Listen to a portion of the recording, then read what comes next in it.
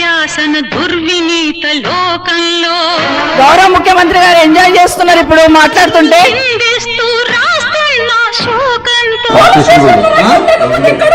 మరో మహాభారతం.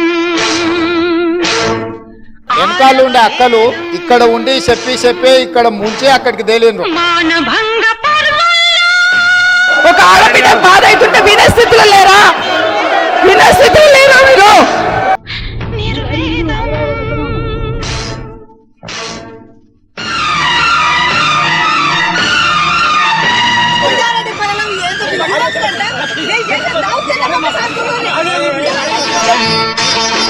ఆ అక్కల మాటలు విన్నాడు అనుకో, జూబ్లీ బస్ స్టాండ్ లో కూర్చోవాల్సి వస్తుంది.